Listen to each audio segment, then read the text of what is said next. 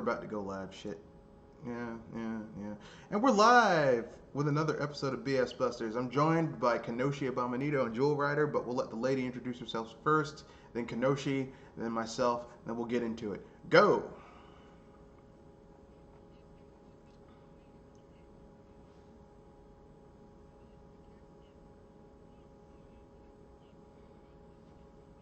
Not plenty, just a little bit. I mean, we're gonna bring well, I'll bring up the Pokemon news, but I'm not gonna dive into it because I just don't feel like it.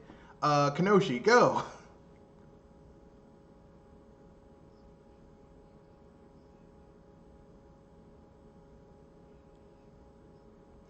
I got nothing.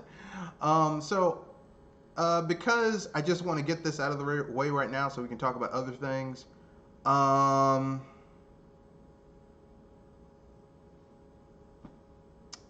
I mean, I guess we can talk about. Let's see. The big news this week from Nintendo is they're releasing expansion pass for Pokemon Sword and Shield. Um,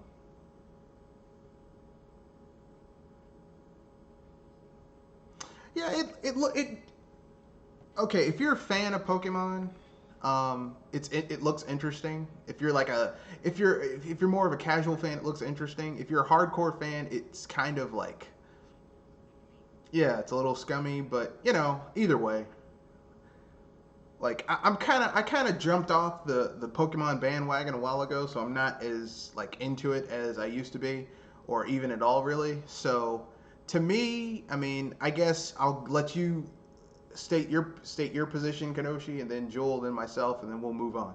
So Kenoshi, go.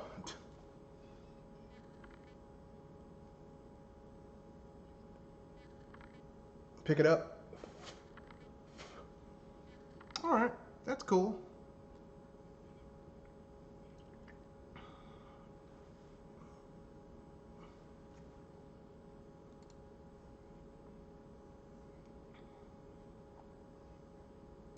Yeah, I mean you can play it casually, so it caters to all levels of gameplay. So there you go.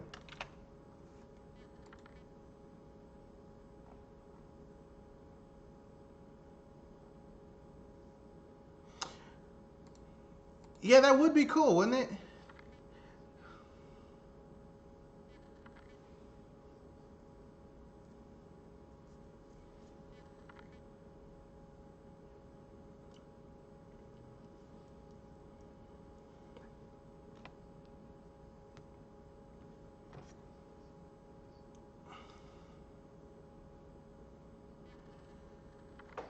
Hybrid.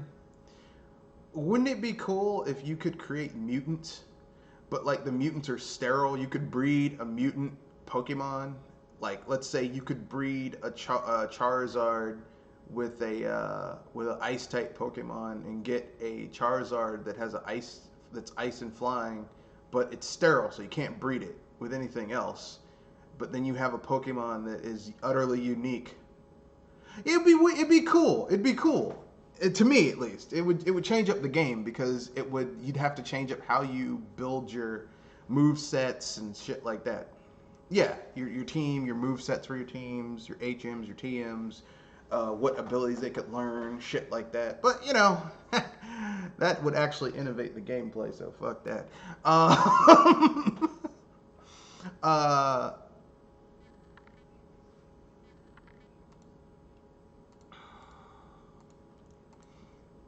Yeah, it's already complicated. They basically nerfed a whole bunch of types with some of the new shit that's coming out because it got to be ridiculous. So like fairy is no more. They're now all psychic. They should have been psychic to begin with, but either way, it's some bullshit. Uh, but if you're done, we'll go to Jewel, and then I'll give my opinion, and then we'll move on because I'm not gonna spend all day talking about this, and I'm not gonna have a massive fucking argument about it. Jewel.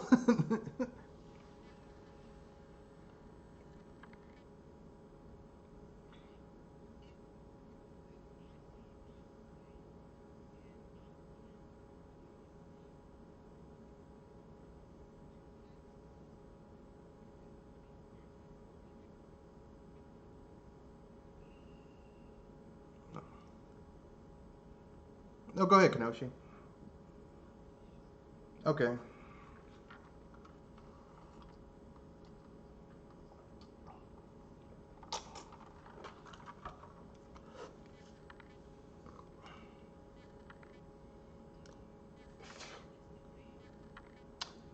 Yeah. Yeah, I mean, look, listen. It's nice that they didn't just slam the door on your dick, but it's still kind of scummy. At least to me. I played my hand. Jewel, are you finished giving your opinion, or are you still in the middle of it?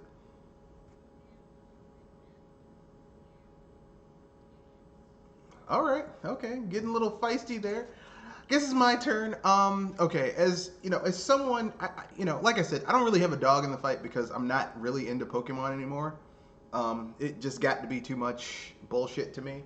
And it's not the game. Well, the games themselves got a little stale and stagnant to me, but it's the fan base, the rabid fan base, is getting on my nerves. But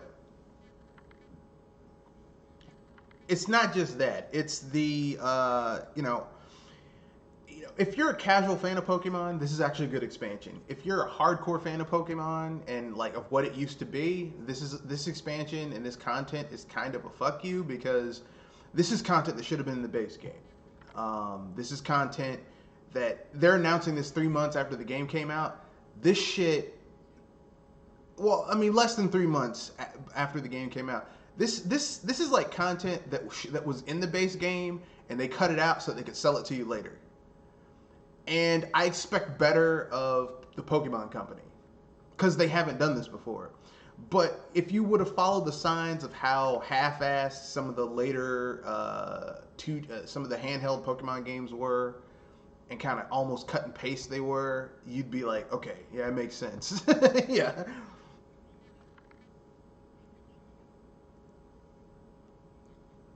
yeah. So, I mean, ultimately, I'm going to say if you're a casual fan of Pokemon, this is a good deal. If you're a hardcore fan, it's kind of like a slap in the face. But, I mean, like, here's the thing. In any fan base, the hardcore is the smallest fan, is the smallest number of people.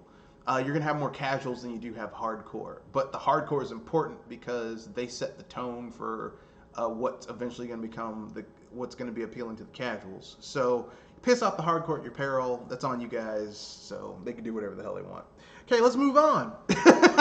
There you go. See how quick and easy that was when you don't have people who are fucking rabid about the shit. So let's see what else. Let's see. Okay, we covered the half of the CES Wednesday. Okay, so Square Enix is opening a large scale theme park in 2020. Yeah. Now, before I go any further, I want you guys to guess, just guess, what is the theme of this theme park?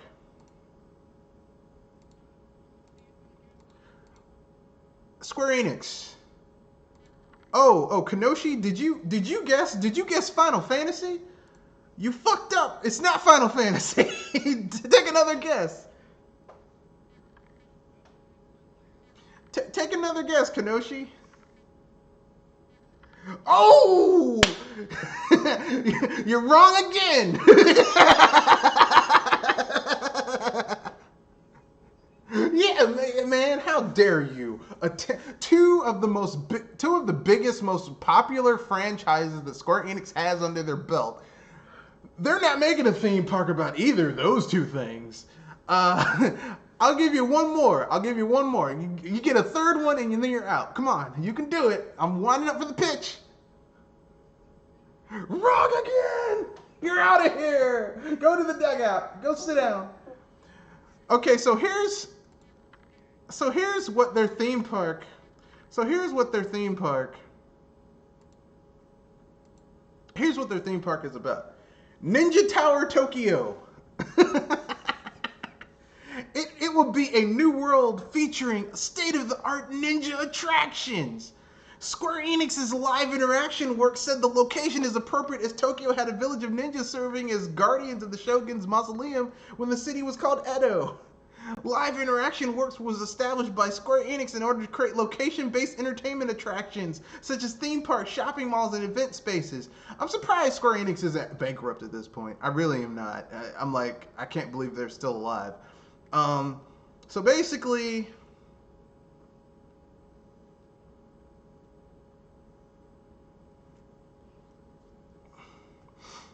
no, no. These are real life ninjas. So even mostly assassinations and spy work. Even more so, more spy work, sabotage, and a few assassinations.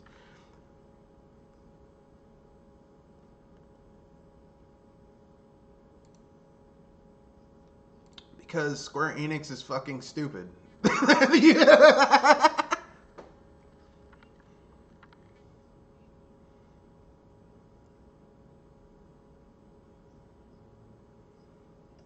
Yeah. And not only that, they're making a theme park about ninjas. Let me explain something to you, okay? Square Enix. You could have done a theme park about Chrono Trigger. You could have had the different time zones and shit. With the interesting stylized monsters and shit. You could have done a theme park about Final Fantasy, the world of Final Fantasy, and had like people take pictures with their favorite Final Fantasy characters. You could have had Cloud Strife. I know they keep on trying to make lightning a thing, but it's not gonna happen. But you could have had kids getting toy stuffed Moogles, overpriced toy stuffed Moogles, like a small one for like $20, a medium-sized one for like 40 or 50, and a huge one for like $100, and kids would have done it. You want to know why? Because it's fucking a toy. It's an amusement park. You could have had like chocobo rides where people ride on like it's not real. They're like fake. You know, it's like a higher end caravel ride. You know, where you're on the thing and it spins around, merry-go-round. Could have done something like that. No, ninja theme park. You know, if I could reach across the world and slap the shit out of the people who came up with this idea, I would do it. You people are worse than the Galaxy's Edge people, who have a Star Wars theme park where there's no Han Solo, no Luke Skywalker, no Darth Vader, no Chewbacca. Well, I think there's like one Chewbacca, no R2D2, no C3PO.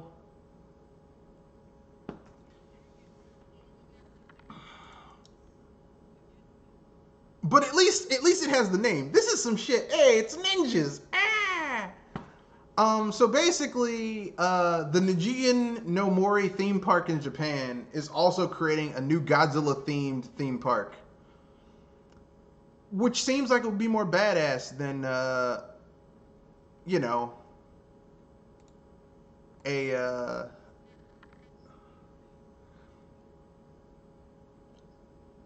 games, because it's Square Enix. Because Square Enix is stupid. They are.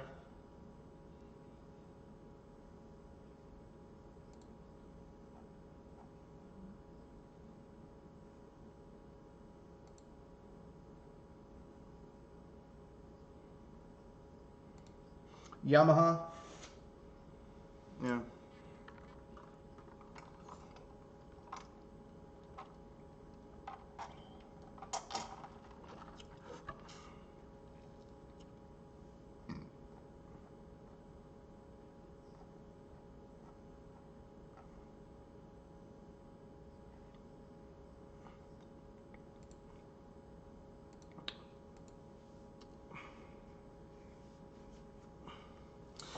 You want to know what I think happened? Now this is just my own speculation. I think they saw that Nintendo was like, "Yeah, man, we're gonna make our shit into a theme park. We can do that too." And so they were like, "Yeah, we'll do it too." But they didn't. Yeah, they didn't go with what made sense, like Final Fantasy, Dragon Quest. Like Dragon Quest is more popular in Japan than Final Fantasy. Dragon Quest would have been perfect for a theme park. No, no theme park. I mean, sure, they would have had to split the royalties. They would have had to give some royalties to Akira Toriyama because the character designs are based on Armored Bird Studio character designs. But I mean, hell, for giving the world a Dragon Quest land, that would have been awesome. No, and they could have got him coming and going because they could have sold re-releases of Dragon Quest like like the video game store at the theme park, right? And merchandise, like kids could have had their little because I have the three slimes that I had to hide from my girlfriend because she likes soft cute things and she'll steal them from me. I have three of those things. They're cute as hell. No. Like it's like someone suggested that in a boardroom, and they said that makes too much sense. Ninjas. You must commit seppuku.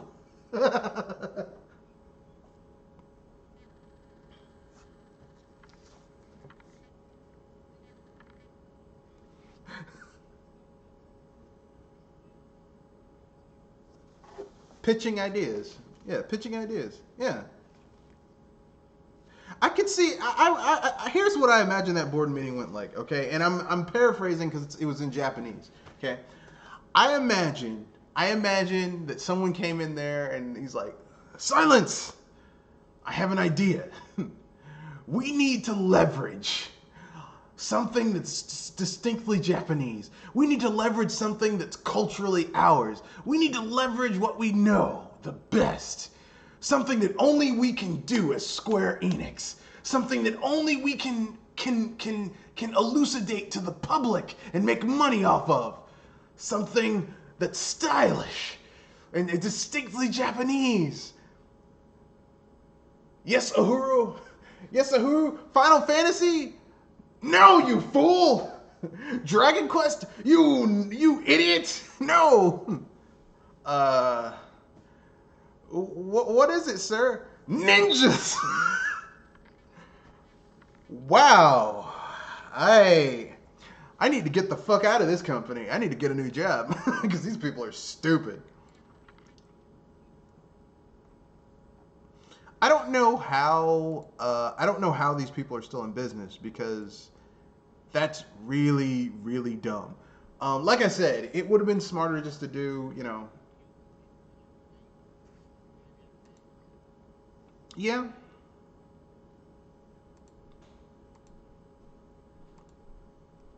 Some stupid people in this world. That's all I gotta say.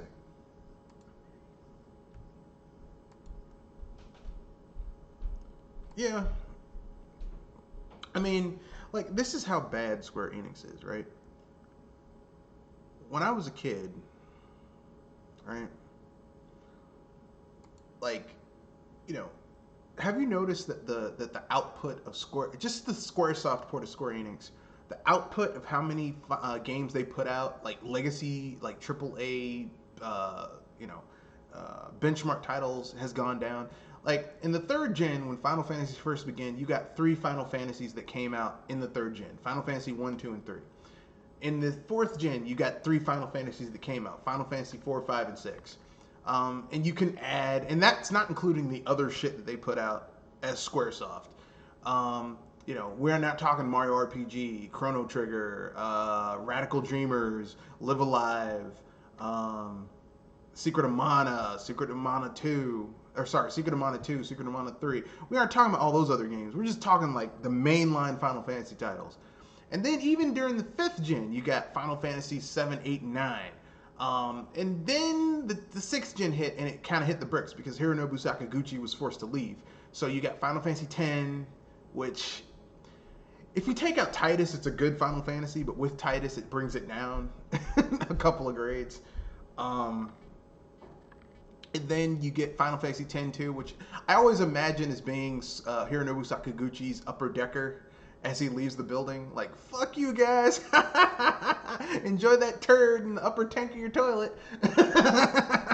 But Square Enix actually went with it. They're like, yeah, this will work.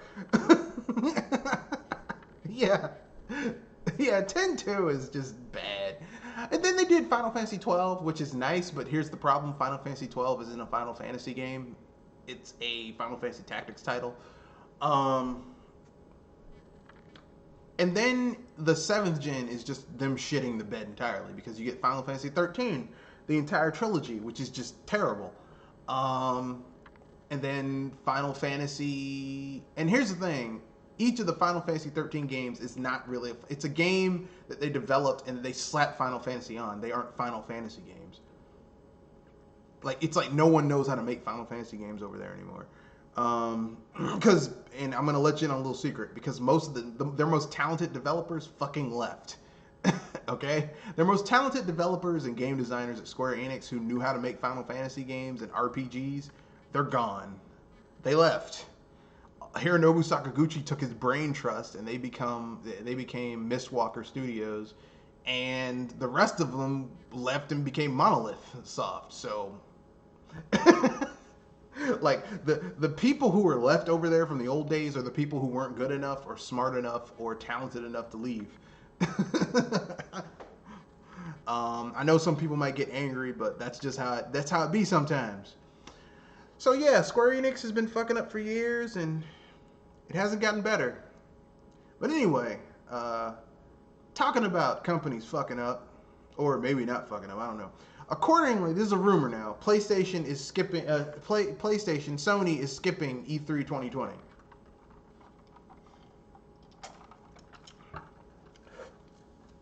The second time they skipped it, well, it makes sense. Because here's the thing: why would you show games for the PS4 that are just going to also come to the PS5? It doesn't make sense.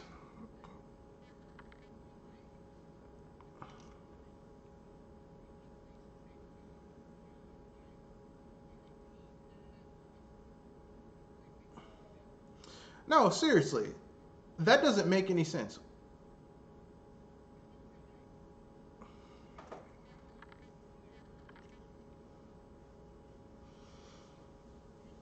And here's the thing: if they show up at E3 and show a whole bunch of games that are hitting the PS4 and also the PS5, then people are not going to want to buy a PS4 and they're just going to buy a PS5. If the PS5 is backwards compatible, then people will buy the games, but they won't buy PS4s. And the PS4 finally got profitable just by itself hardware-wise like 2 or 3 years ago. Or no, like less than that, like a year and a half ago, 18 months ago. About a year and a half ago, 2 years at the launch. Like here's the thing, I can't use Sony as a source because Sony lies about their numbers. So you never know what shit actually means because they obfuscate using their numbers. They use magic numbers. Yeah.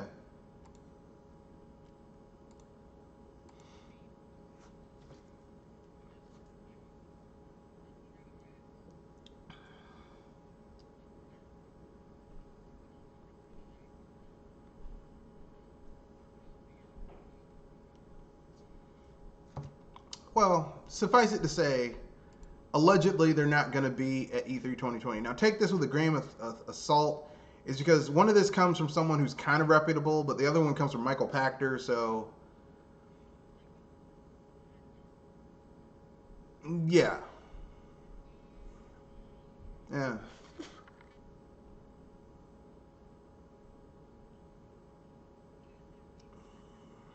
Well, everyone has a beef with him because he's like 75% of the time he's wrong.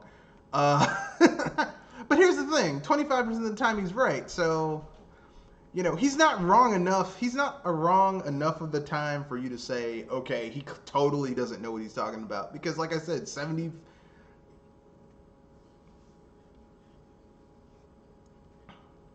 Well, like I said, about 75 to 30% of sorry, 25 to 30% of the time he's right. 70% of the time he's wrong. But here's the thing: even if someone's right 30% of the time, that means that roughly 1 out of 3 times they're right. Which means if they give you some advice, sometimes they'll be right. So you can't ignore every fucking thing they say. And that's the problem.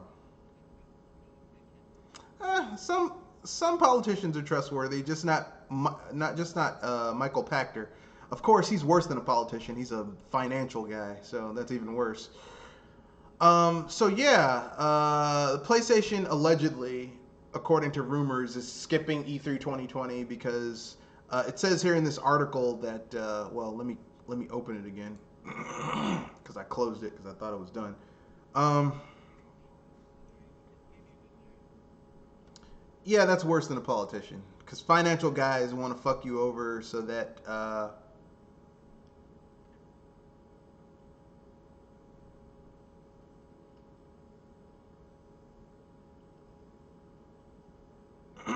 yeah. I mean, I hate to say this, but it makes sense for them not to show up at E3. Because E3, I mean, here's what Sony and Microsoft, and here's what Nintendo figured out, and Sony and Microsoft, Sony finally figured out, and Microsoft needs to figure out. You don't need E3. You don't. You can do your own shit, and people will be fine with it. Like, you know,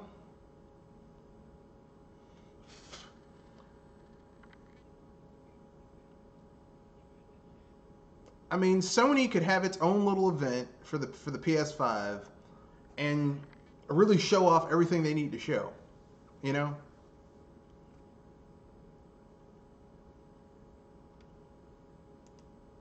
And that's all they need.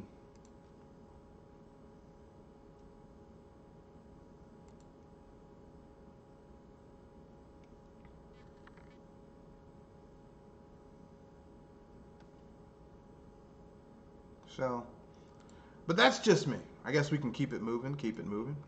So the next thing is from Dragon Swords. This is one of his topics that he wanted us to talk about, elaborate on, whatever. Um, is okay? This is Xbox's Matt Booty. I didn't make that name up. That's literally his name, Matt Booty. He's the head of Xbox Game Studios. Matt Booty. Well, now we know why the series is called the Sex Box, because it's the guy head of the games is Matt Booty.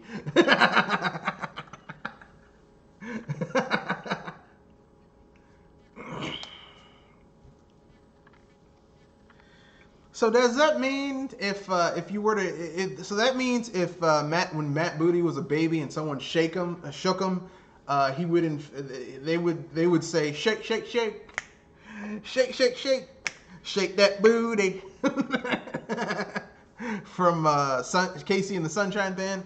But anyway, that's neither here nor there. So Matt Booty basically is the big clip from him is saying that all of our games will play up and down that family of devices.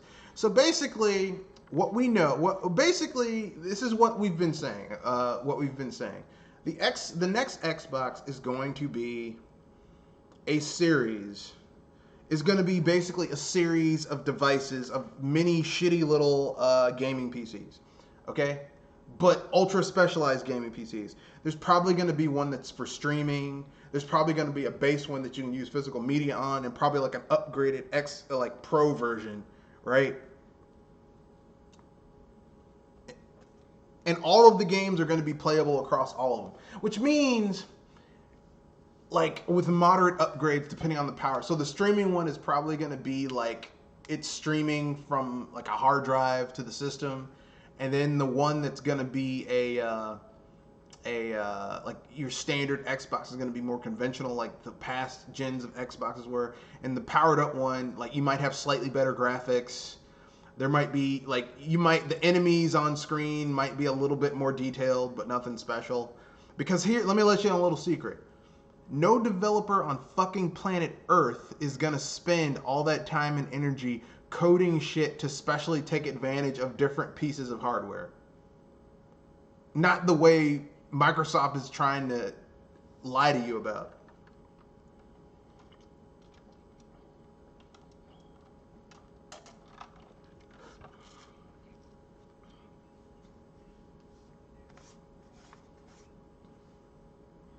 Yeah, it doesn't make sense. As a matter of fact, it's fucking stupid. But anyway, Microsoft is launching the Xbox 10. The Sex Box this year, holiday season, and it's going to be a series of devices.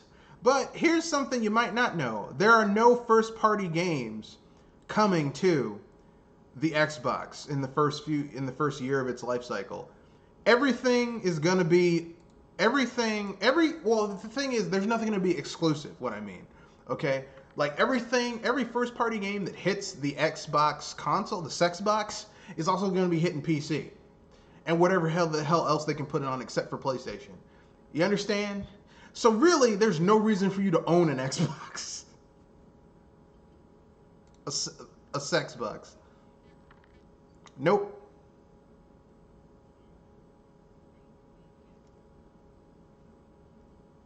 Yeah, because here's the thing. These consoles are not designed to pimp out and hype up first party content. These consoles are designed so that Microsoft can backdoor xCloud and Game Pass into people's houses. This is what this is about. They want a large install base of people using their subscription service because that's a recurrent revenue generator system.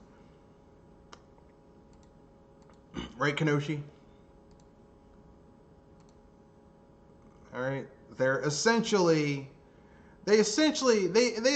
want to Windows this shit. Okay, they want to turn gaming into, you know how Windows now, or sorry, not Windows, Microsoft Office is like a subscription service. You can still buy it, but it's like they want you to subscribe to it. So you pay like $129 for the business version every year, year over year. Or you can buy it and then have a license for 3 years, and until it goes out, then you got to renew. You know what I mean? That's what they want. So this is just basically, these devices are just some shit that Microsoft has put together in order to get the xCloud into your lives. You know, it's to sell the service, not for the games themselves.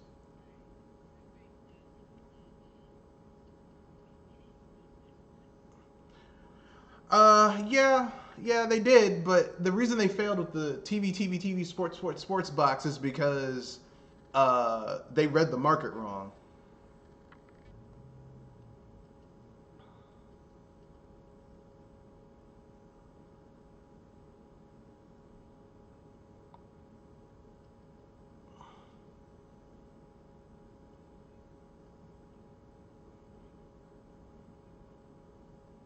I mean, seems like bullshit to me, but whatever. I mean, like, this doesn't, like, here's the thing. I would rather, like, I don't know how much the new Xbox is going to cost. I guess it's going to cost, I guess they'll have a version that's like $399, and then a base version that's like $499, and then another version that's like $550 or $600. But either way, I'm not buying the shit. So I'd rather wait for a new graphics card to go on sale, because I already have an AMD graphics card. I'd rather just get a new graphics card and just put it in my computer and call it a day. Because aside from, yeah, because I don't need it. I mean, if I have a PC that can run all these games, and I have a Nintendo console / handheld hybrid, I don't fucking need. And I'm getting a PS4 this year, mostly for like 2 or 3 games. I was gonna say one game, but I kind of like that Spider-Man game. Looks kind of cool. Shit, I have no reason to own these other consoles, but that's just me. So with that being said,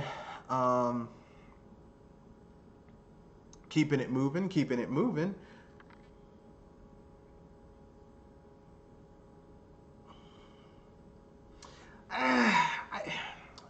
Normally I would agree with you, but I like having the warranty. Because if something goes wrong, I can return the shit and get it replaced and shit like. Because when I got my new PC, it came with the warranty, and they gave me a defective graphics card. Because I had the warranty, all I had to do was ship my graphics card, and they gave me a new one. If it was used, I'd just be shit out of luck. If it was defective, I'd be like, well, I'm fucked. Like, you know. Like, there's some shit I agree with you. Used is great, but when it comes to furniture and electronics, new is better because you have the warranty. Yeah, but see, you're going with Nvidia. Nvidia is like they're like, hey, we're gonna need your firstborn child and your foreskin. I don't have my foreskin and I don't have a child. Well, your future firstborn child. I can't. It's Nvidia. You can't afford our stuff if you can't give us your firstborn child. Nvidia is expensive.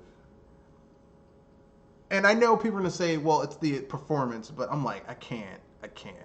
I'll wait until the next things come out. I know there's gonna be sales on custom cards later on this year, and I'll just get a 5700 or 5800 XT and just replace my old graphics card, because all you got to do is just turn off your computer, take the old one out, put the new one in, turn it on, and as it boots, it'll just do it. So it's literally like putting in a cartridge from back in the day. Except you don't have to blow in anything, which is cool. Or you shouldn't have to blow in anything. Even though that didn't do anything back in the day, we just did it because it was cool. But yeah, so basically, the more I learn about Microsoft's new consoles, the more I realize that it's like, if you have a gaming PC or even a decently powerful PC, you don't need it. Hell, if you have a decent PC and you get xCloud, you can just stream the games to your PC for $15 a month. So, and I know that seems like a lot, but considering that games are more involved than TV, I mean, if you add Netflix and Amazon Prime and you do the yearly subscription, that's $129 a year for Prime, or 100. It's half that for students, like $60. You do that shit and you're done. I mean, you're good. Let's see what else.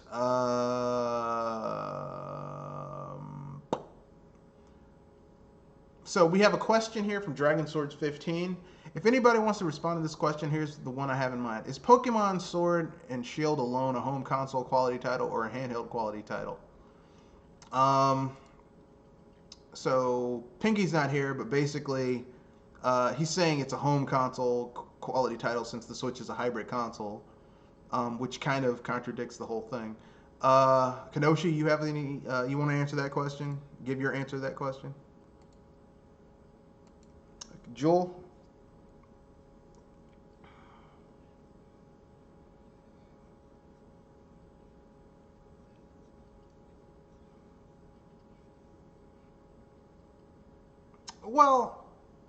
Well, Dragon, it depends.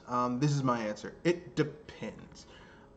If you are a casual Pokemon player, it is. If you're not a casual Pokemon player, if you like having all the features and the content that was in past games, it is not. So it just depends on, like, this is one of those things where the home console versions of Pokemon games have never been as full featured as the handheld ones. So in this case, technically, yes, it is a console experience, but that's not necessarily a good thing for Pokemon. You know, so that's basically what it is. So, if you want a more casual gameplay experience for Pokemon, this is for you. If you like a more hardcore gaming experience for Pokemon, go someplace else. There's other shit to play. I would advise Yokai Watch 4.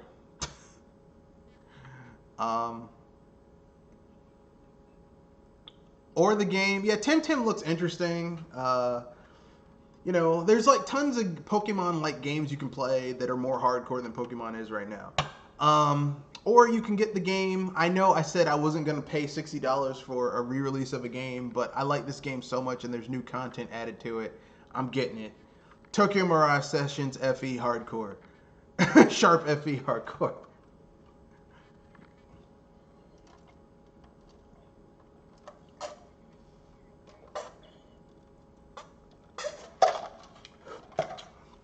I broke my vow once, and this is the one game I'm breaking it on. Because I like this game so much. And it's got extra content and new playable characters. Well, I've looked at some of the specs. I see where the game has some new dungeons, some new playable characters, some new content. It doesn't have the content from the Japanese version, which I'm like, okay, whatever. Which kind of pissed me off because they're calling it the Ultimate Edition. I'm like, it's missing content, not really Ultimate, but whatever. But I'll go with it, But yeah, looking forward to that game. We also have the Game Informer 2019 awards, Editor's Choice Awards. So the best remaster remade game is Resident Evil 2. The best strategy game is Fire Emblem Three Houses. The best role-playing game, The Outer Worlds. The best platforming game is Super Mario Maker 2. The best fighting game is Mortal Kombat 11. The best adventure game is Life is Strange 2. The best puzzle game is Untitled Goose Game. I would disagree that that's a puzzle game. That's an asshole simulator game.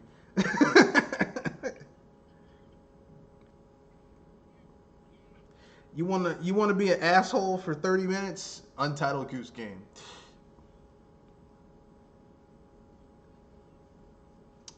Game Informer. You know, the magazine.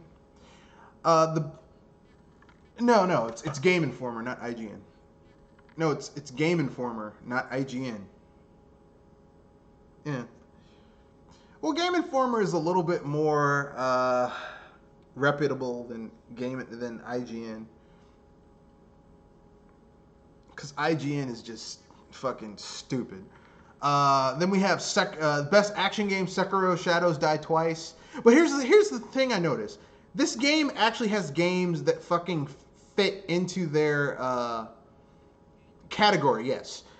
Best cooperative multiplayer, The Division 2. I would have gone with Splatoon 2, but whatever. Best competitive multiplayer, Apex Legends. Best ongoing games as a service, Fortnite. Best mobile exclusive, Grindstone.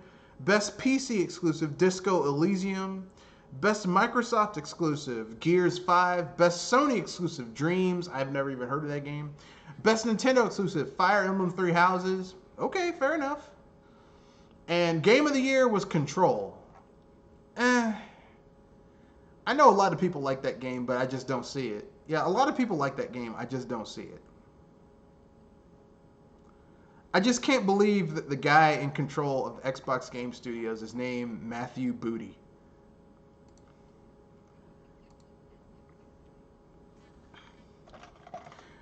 So that means if I worked at Microsoft and I played a Shaft and I said, it's my duty to please that booty, it would technically be true because he would be my boss, right?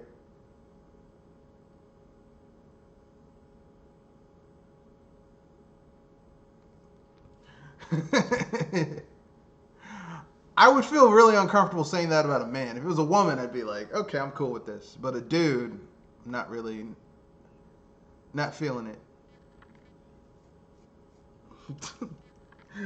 It's my duty to please. Well, if she's your boss and you're supposed to keep them happy by doing your job, then technically it is true. It is your duty to please that booty if your boss's last name is in fact Booty.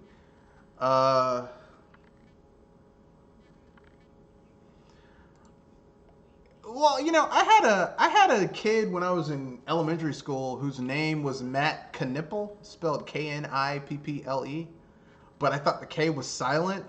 It's like, my name is Matt Knipple. I was like, and how the fuck is someone supposed to know that? Matt Nipple? I actually made the mistake of calling him that. He's like, it's Knipple. I'm like, who the fuck is someone supposed to know that? I mean, I didn't say that, but in my head, I was like seriously?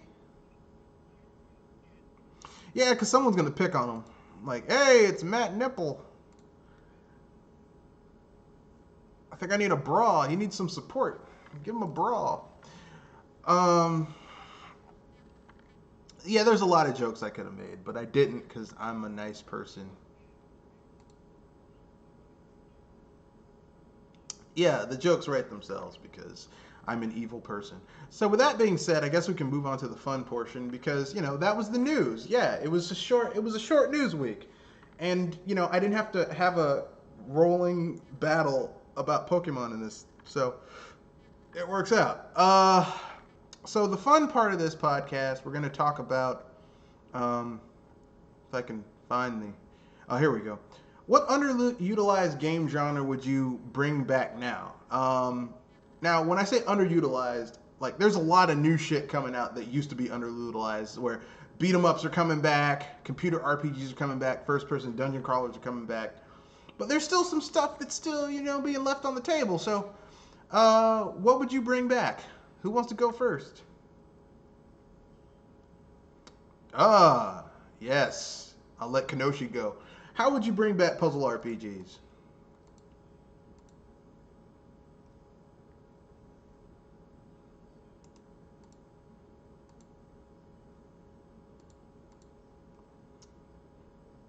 Puzzle Quest, yeah.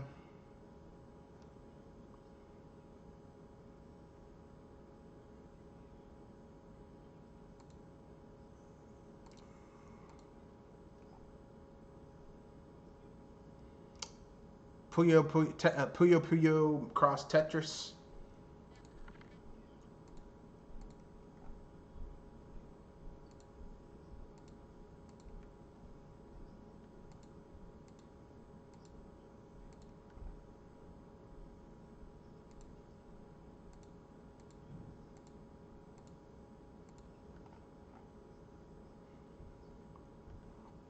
That sounds cool.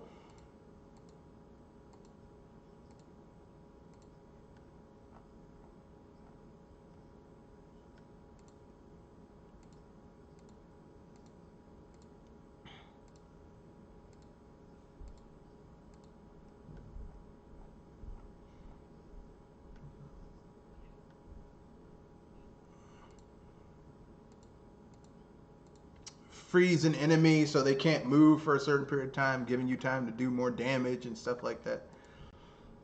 Yeah, that sounds cool. Not gonna lie, that does sound cool. Matter of fact, that sounds really damn cool, as a matter of fact.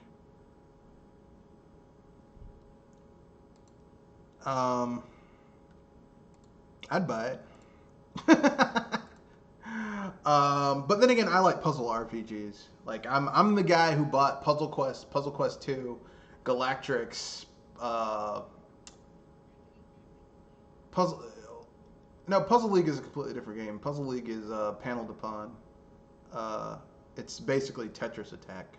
Puzzle Quest is made by D3 publishers, and it's like someone took the concept of D&D, but then made a puzzle game for combat instead of uh, die rolls.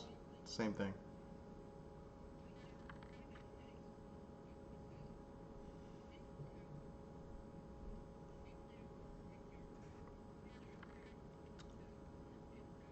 No, you can directly attack in Puzzle Quest. You get the skulls. Like you get 3 red skulls. That's a normal damage. 4 red skulls, red skulls, and then when you can't use skulls, you use mana in order to use your special abilities. So like, you use your sword, you use your axe, or depending on like that's Puzzle Quest 2. The first Puzzle Quest, like it's your special. So like if you play as the barbarian, which is like the most basic class, like the basic melee class, then you can do stuff like, like axe spin, which is like it destroys all the blocks except the center block, or rage, which turns a certain amount of blocks into red skulls, like shit like that. Uh, you know, I mean, I like Puzzle Quest. I have all the games, including the shitty ones that aren't that good, because the first one was so good. I was like, well, maybe the next one will be good. No, no. Galactrix is actually pretty good. It's really random though. That's the problem.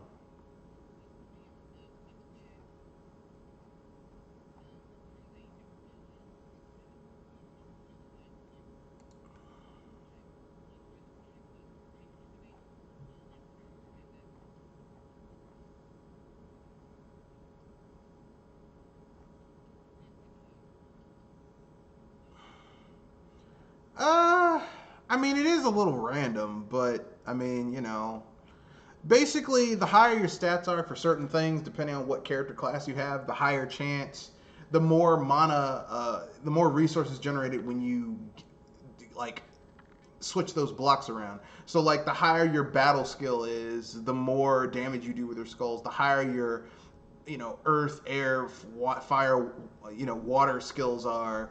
The more resources you generate for those skills, the easier it is for you to use your skills associated with that. But the thing is like different characters have different pluses and minuses. So like the barbarian does really well with fire and battle skills and shit like that, but they aren't good with other shit. Well, that's the class I use a lot. I use the barbarian a lot because I like hitting hard and doing overwhelming amounts of damage to enemies. Um, like turning a whole bunch of red skulls into, I mean, red gems into red skulls and then blowing them all up. Love that. Yeah. You see, that's where you fuck up because the wizard in the beginning of Puzzle Quest is really hard to use, much like D&D. The wizard, yeah,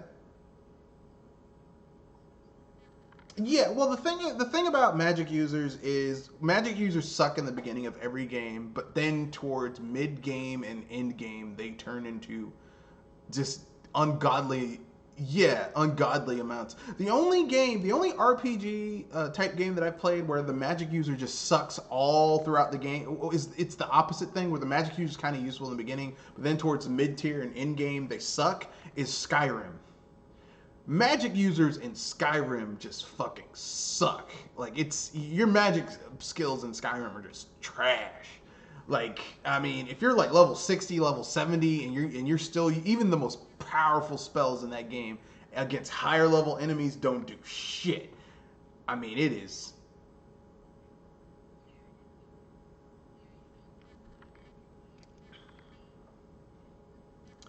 Well, I mean, I like using magic users too, but I mean, like basically how you build and what abilities you equip in Puzzle Quest really, like you got to change up completely how you play the game if you're playing as a magic user or in the later editions with the new characters like a warlock or a necromancer. It's much harder. I'm not gonna lie, because basically the people who made Puzzle Quest played a lot of D&D, and you can tell because the wizard is really fucking hard to play in the beginning of the game. But towards the mid tier and later, once you level up the character, they get really powerful, like obscenely powerful, like shit. But you got to get to that point.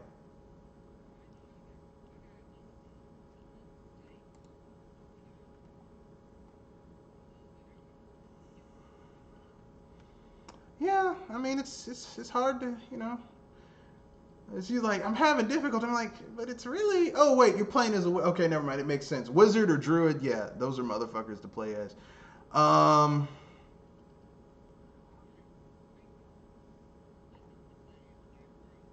yeah. So I guess we can go to Jewel. What old genre would you bring back? Underutilized. It's got to be underutilized because there's new shit coming back now, but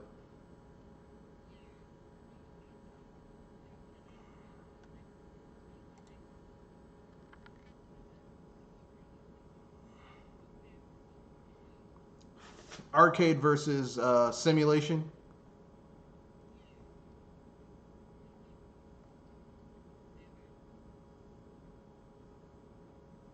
All right.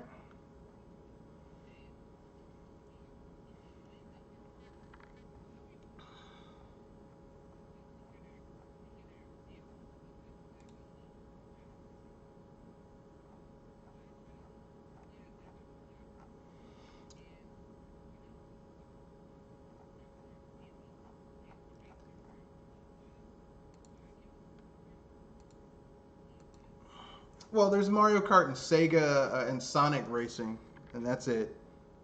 That's all you got. But it's a really small, yeah. Crash Team Racing, yeah. But that's not a new game. That's a remaster of an old game with some new content added to it.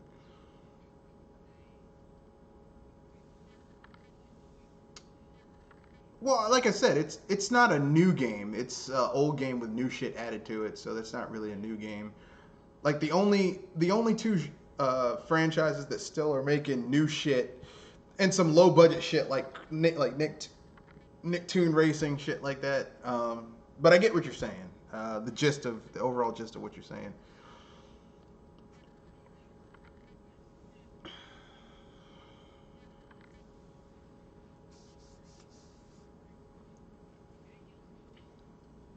Ridge Racer.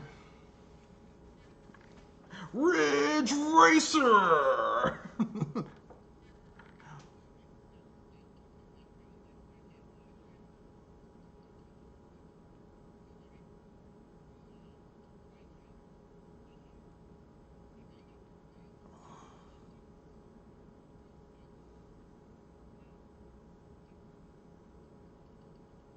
Okay, I got an idea for you.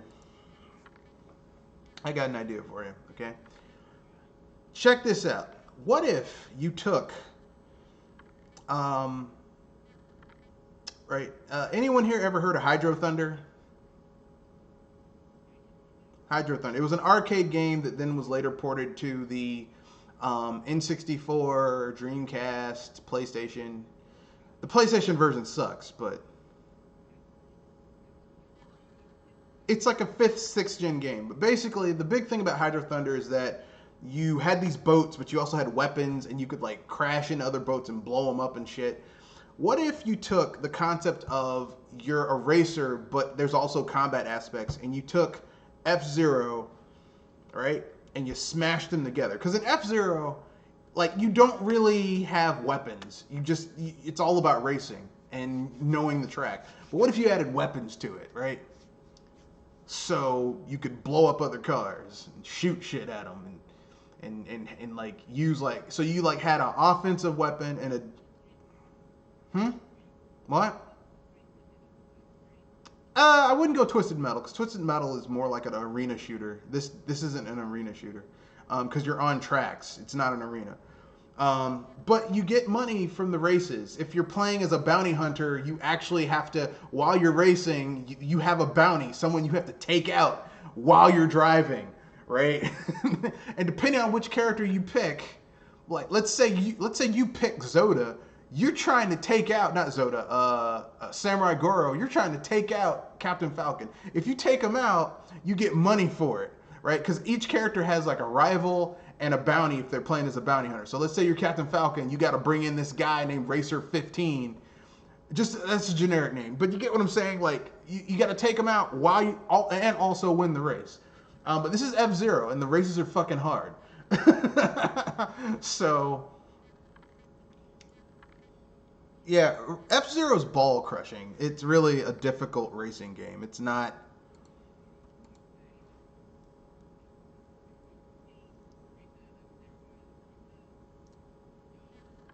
Yeah, F-Zero is not easy.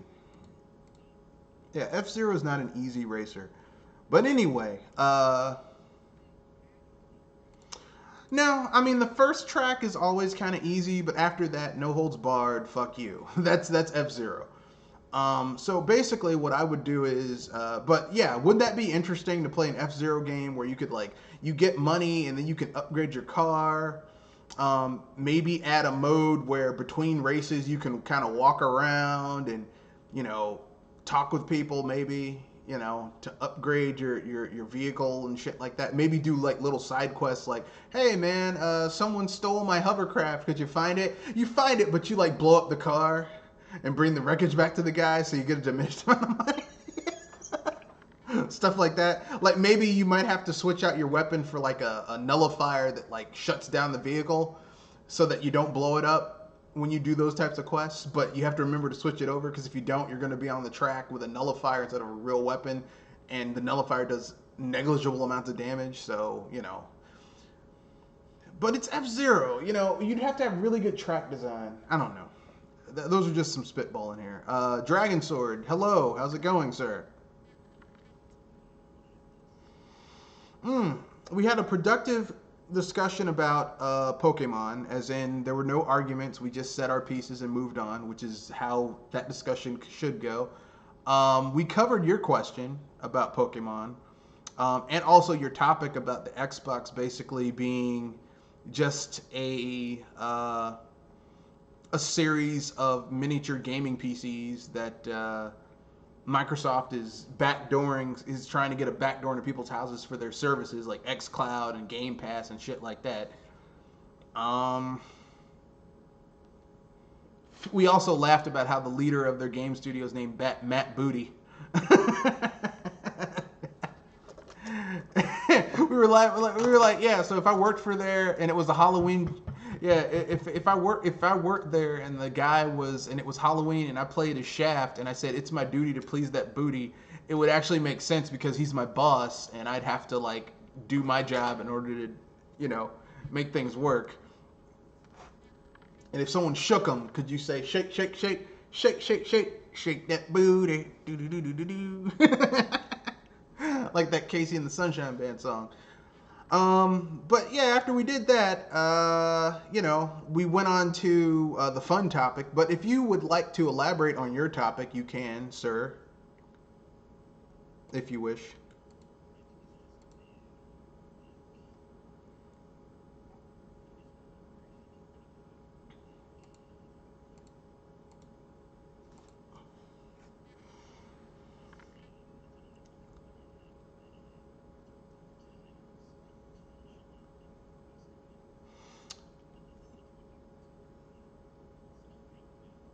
I can agree with you.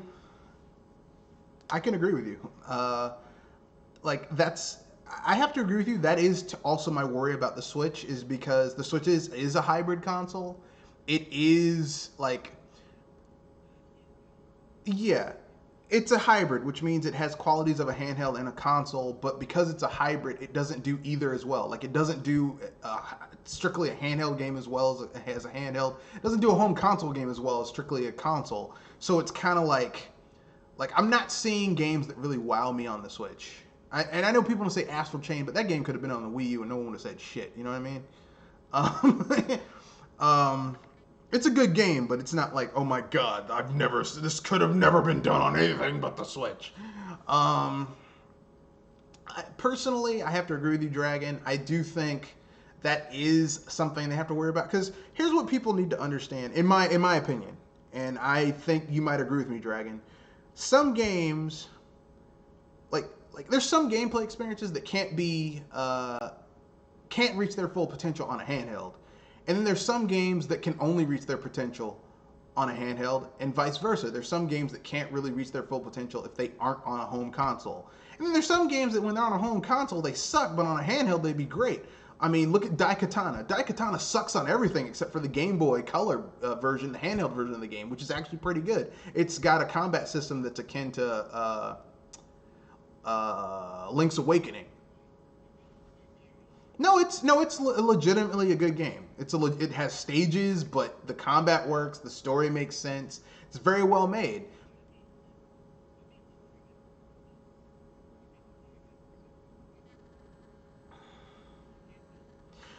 I mean, I know it's subjective, but okay, it's subjective to think which game it is. But there are some gameplay experiences that do better on a handheld versus a home console, and vice versa. There's some games where they made a handheld version of it, and it's like this would have been better on a home console. For example, Okamiden.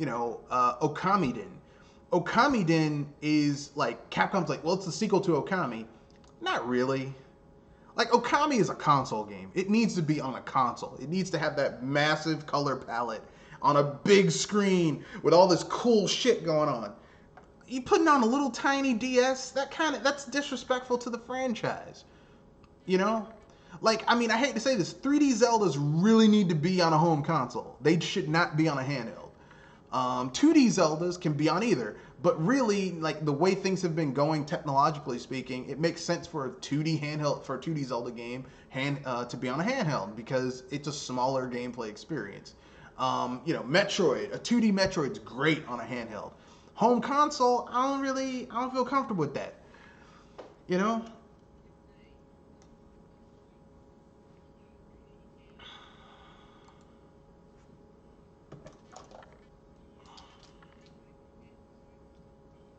Yeah. Because you need the power. Because if you're gonna play, like, okay, Metroid Prime, I'm pretty sure could have been ported to the 3DS, but why? You know what I mean? It's like, why would I, uh, you know, pigeonhole that game and take out what you can do because make smaller game worlds and more shitty game worlds and more limited game worlds because the whole point of a Metroid Prime game is that immersion and that detail and scanning things and looking at things and the cool shit you can do with the weapons and the effects and the graphical style and the art style. That's the hallmark, and you're limited by putting it on a handheld versus a home console. Some experiences need to be. It's like some things you should watch in a movie theater, and other things are really good on TV. You know what I mean?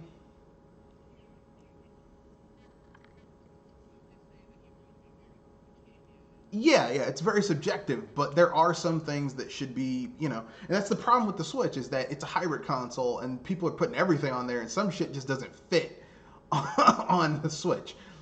I'm sorry, like it, and I know that kind of rhymed a little bit. It doesn't fit on the Switch.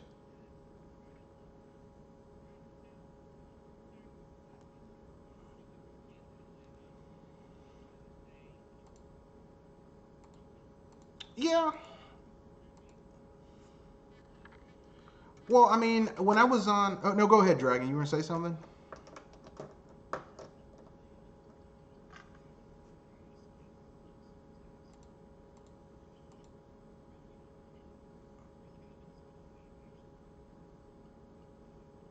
It wasn't wowing you. It wasn't wowing you. I'm gonna let you in on a little secret. I'm gonna let you in on a little secret. Mario Odyssey is a good game, but to me, like graphically, there's parts of the game that look good. A lot of the cutscenes, a lot of up close stuff, and the HD rumble in the ocean level where you go to the beach and you're like you can feel the water fizzing on your hands. It feels really good, fizzing with the HD rumble. But Mario Odyssey feels like a successor to Super Mario Sunshine, and personally, I hate Super Mario Sunshine. I do not like that game.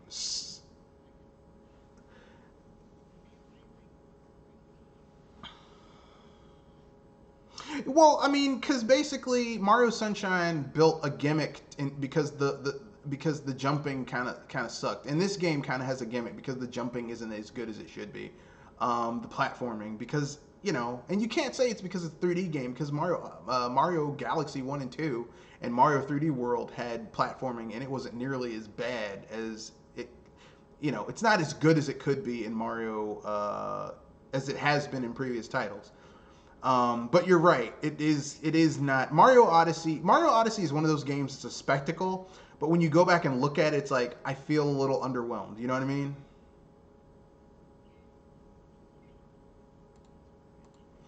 Yeah, yeah. Once you find the moons in that game and you get all the outfits, there's really not much to do. I don't think there's even a Luigi mode where you can play as Luigi. It's like kind of boring after a while. Um, it doesn't have a lot of replayability. One of the reasons why I was like someone said this is my game of the year. I'm like, really? They're gonna? It doesn't have a lot of replayability. I mean, Mario 3D World had a lot of replayability because you had the five different playable characters. You had speed running, you had different, you had getting all the crowns and everything, and beating the times, beating the ghosts and all that shit. Like it, Champion Road.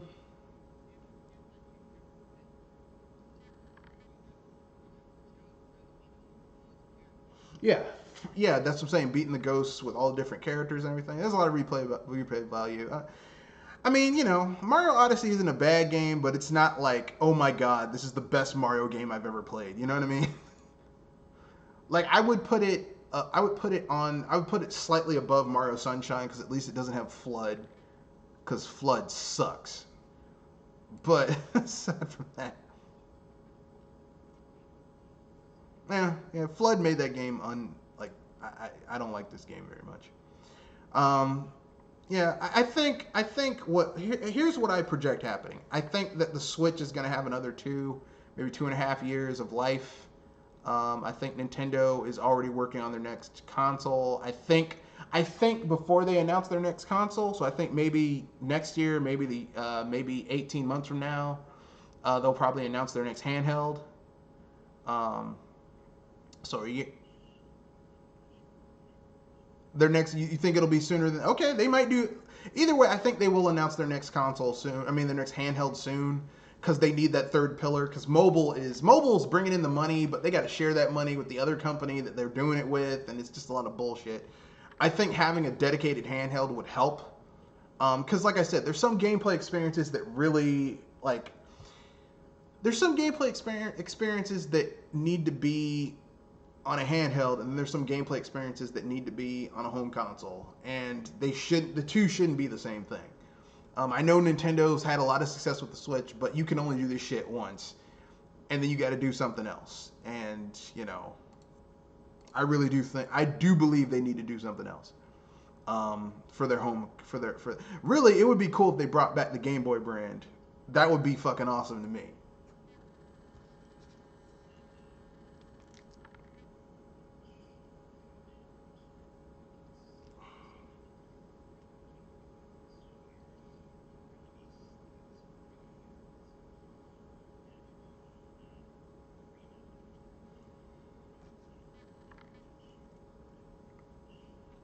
I mean, it could be. I don't know. Maybe I don't know. They could like. Here's the thing: the Pokemon company's been acting weird lately, so who knows? Either way, they're probably going to have some type of big, huge game to launch with the new handheld if it comes out. It would make sense to maybe do a Pokemon reimagining that would sell a lot of.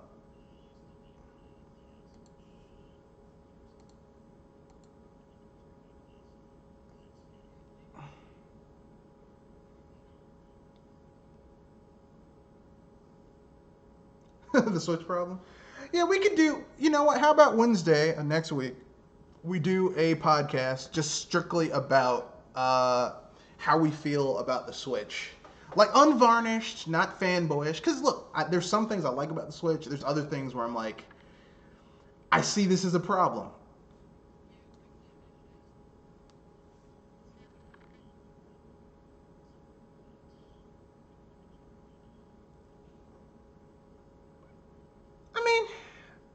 I mean, I don't think. I think Nintendo. I think the people who run Nintendo are smart enough not to fall down that trap. I think they're already taking steps to not fall into it. But um, like okay, I know that like to me the Switch looks like okay, this is what we have to do in order to make money and not have people on our asses and to rehabilitate how we look. I understand that because sometimes you got to do shit in business to fix things. Okay, I totally get it. But long term, I don't think the Switch. I don't think the Switch is the future of like the form factor and the hybridization. I don't think that's the future of where they're gonna go. I think they're gonna take a step back and return back to a more conventional style of having a handheld and a console. Because the Switch's form factor, doing these point 0.5 upgrades, these point 0.2, point 0.3 upgrades to the hardware, I don't think it's not doable over a long period of time. It's counterproductive. Yeah.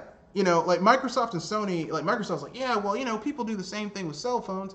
A cell phone is not a fucking console because most people aren't paying full price for their fucking cell phone. Most people get a new cell phone because once you pay a certain amount, they already made their money back because you're already paying above what the phone costs, and then they trade the shit in. And they basically a lot of times, if your payment period is up, you just get a new phone for free. So you're not paying for it really. You've already paid for it through your contract. No one wants to do that with a console. Like I don't want to take a console that I spent $500 on, and then be like, oh well, it's 2 years later. Here's even if you trade it in, here's 250. Here's another one. That's stupid.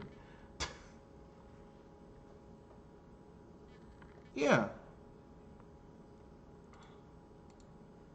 yeah.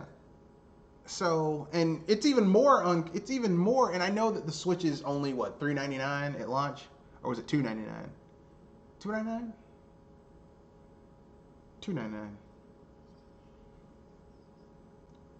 Yeah, it was $299, and I know that seems like that's a really, but still, that's still for people. Okay, look, if you're someone who doesn't have a lot of money, and this was what you wanted, this is what you got. Like I got my Switch for my birthday, so you know, fight me. I didn't have to pay for mine, but for a lot of people who bought their own, it's like, look, that's $300. Why would I want to spend like people are you going to upgrade to the new one? Hell no. I'm not spending $300 just to get slightly better battery times, especially when I don't use my Switch portably. I keep it docked all the time. It's my home console. It's my Nintendo home console for me.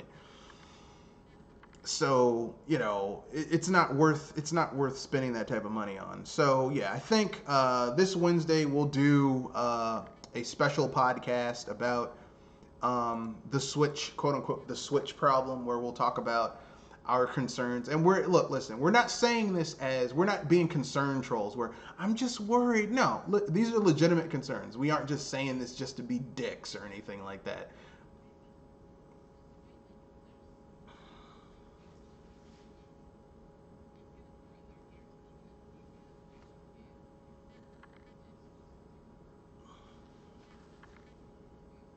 Yeah.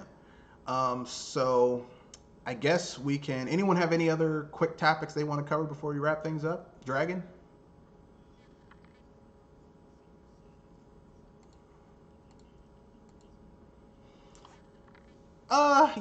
Yeah. But they got lifeboats. It's called the X Cloud. Because really, I mean, if you really think about what Matt Booty said in that article, basically, or what's not being said, here's the thing. This next series of Xboxes aren't even consoles. They're little mini PCs that Microsoft is putting into people's houses to sell you on Xbox Game Pass, Xbox Ultimate Pass, and X Cloud. They want you to spend what? How much is X Cloud a year? $120. Um, I think Xbox Game Pass initially was $1 a month. Now it's like $60. Ultimate is $15. You get it across your Xbox and your PC. They for $15 a month. They want you. They want these games as a service model, and they're making it really attractive because you get access to a massive library of games that you can play anytime you want across multiple devices. So it's a good deal. I mean, I couldn't get Xbox Game Pass to work on my PC for some reason, so I uninstalled mine. But it's a good deal if you can get it to work. Um, so you know, but don't be surprised if Microsoft just says fuck it and doesn't have another console. Um,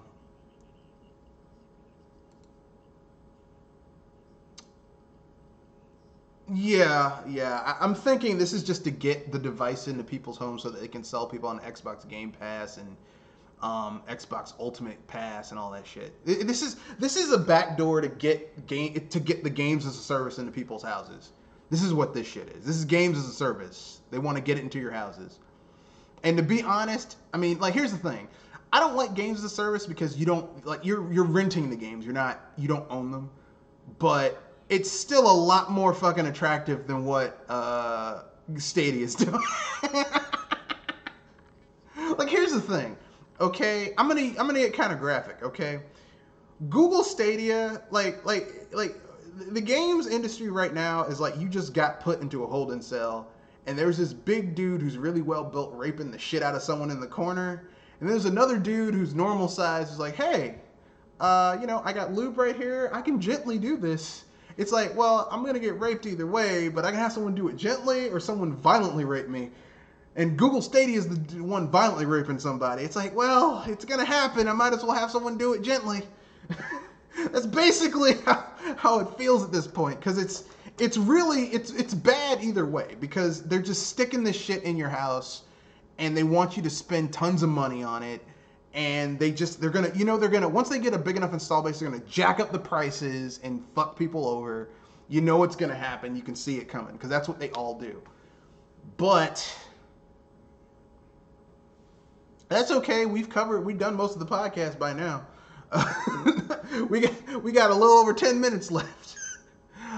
So yeah, Google Stadia has made games as a service. Microsoft service looks so attractive that it's like even though it's still kind of a scummy thing, it looks so much better than Microsoft service looks so much better it's kind of like when Xbox One first launched.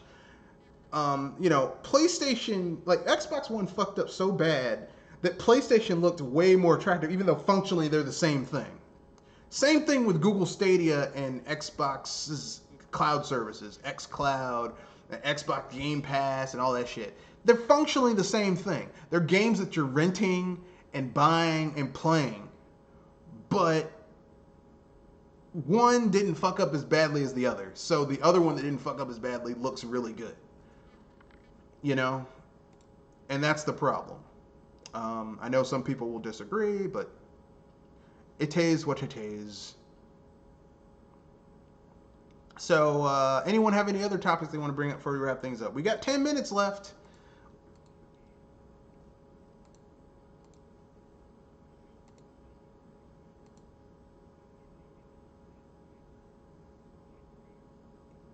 No.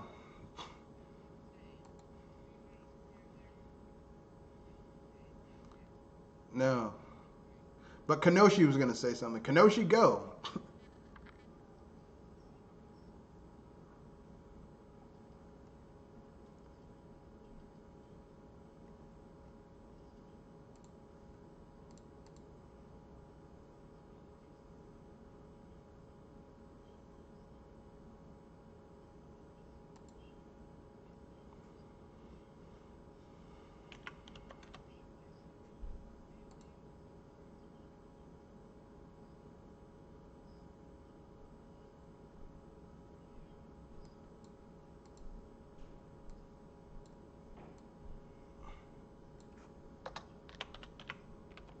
Yeah, but now but now they do because they're trying to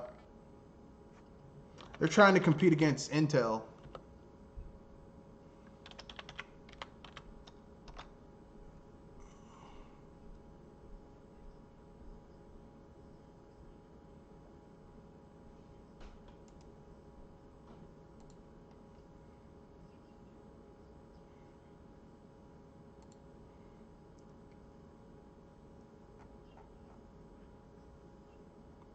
Yeah, so you get more performance with in a smaller area. It's basically.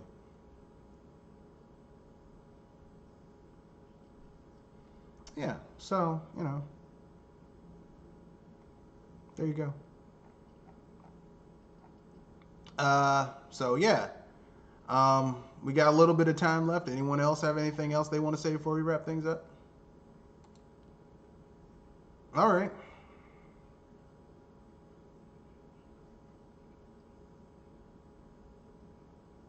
All right. Fuck. Okay. I'm done. I'm done. I'm done. I'm done. I'm done. I'm done. I'm done. I'm done. I'm done. The fact that they're doing a Mecha Godzilla is just fucking stupid. That's stupid. I'm sorry. The American Godzilla Mecha. That's dumb. I'm sorry. That's no. They might as well do Mecha Kong like they did in Godzilla and King Kong's Revenge. Remember, back in the day. Well, you probably never saw it. They had a Mecha Kong.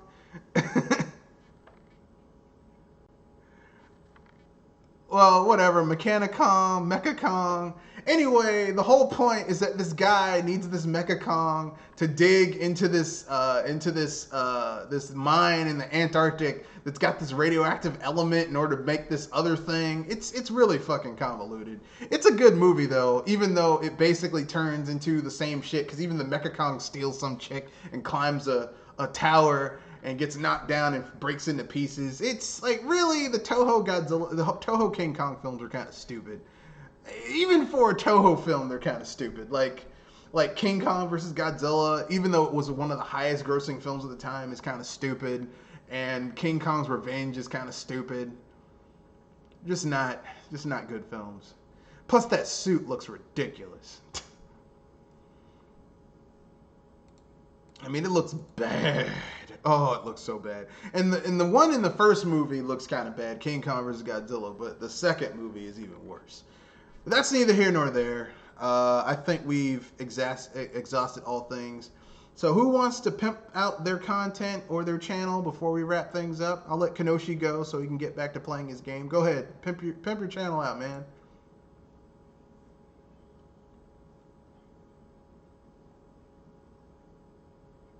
All right, that's good. I'll let Pinky go next.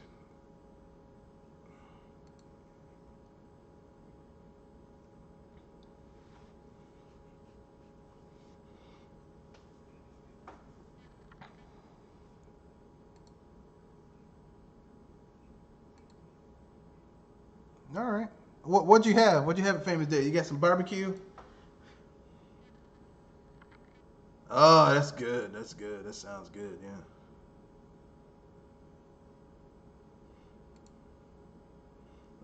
You get any of those? You get any of that cornbread? That sweet ass cornbread?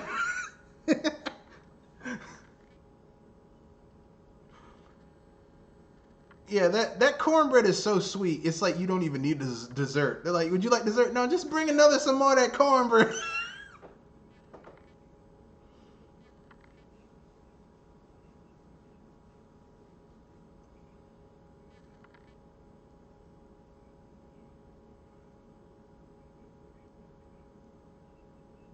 Yeah, yeah, yeah. That happens sometimes, man. That's why when I go out to eat, I normally only like when I go with family members, it's normally me and my mother, and maybe my girlfriend, so three people, so it's not that bad. Or me and my girlfriend, or me and my mother. I never take any more than that, unless it's a business lunch, and then you just got to suck it up, you know. But I have a business credit card that I can write off those debts, so it's okay. I can deduct those from my business taxes. Okay, Kanoshi, you already signed off. Jewel, give your sign off, and then Dragon, and then myself, and then we'll wrap things up.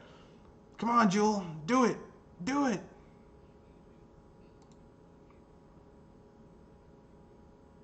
No, if you want to do it at the same time, we can. We can hold it back. Okay, Dragon, give your sign off.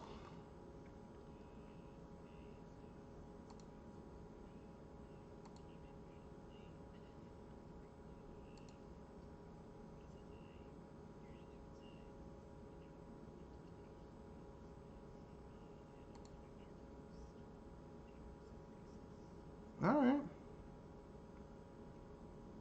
Okay. And of course, it's me, Mr. Red Fox, owner proprietor of BS Busters. Sorry, owner and proprietor of BS Busters, where we bust bullshit.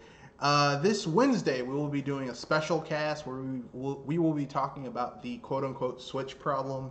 Now, when we say Switch problem, we don't mean like, the Switch is underperforming or anything, just like our own little issues we have with the Switch, even as Nintendo fans. So don't say, yeah, you're saying this because you hate Nintendo. No, I like Nintendo. Own every Nintendo console. Own multiple Nintendo consoles. Have put hundreds of dollars of my own money into their software. So not just saying this because I'm an asshole or anything. Um, so I have, we'll be doing a special podcast on that. It'll probably be about an hour 15 minutes. Wednesday, same bat time, same bat place. Just a different type of thing. It won't be so much about the news. So with that being said, this is the end of the podcast. Remember, rate, comment, share, subscribe, ring that bell because of the YouTube algorithm stuff, and that's correct. We do have email, we do have Twitter, and I will put it on the screen right now. To get in touch with the cast via Gmail, you can reach me at Mr. Red Fox BSBuster at gmail.com, or at Twitter at Matthew Wesley at Mr. Red Fox. So you can at me on Twitter at Mr. Red Fox. That's MRREDFOX91 at Twitter. And you can also, you can ask me questions on Twitter. I'll respond back if you do it. So that's in the podcast. Rate, comment, share, subscribe, ring the bell icon, share, all that type of stuff. Yes, like she said, hype responsibly. So that's the end of the podcast. Peace. Good night. Arrivederci. And I don't have any FUs to give, so peace.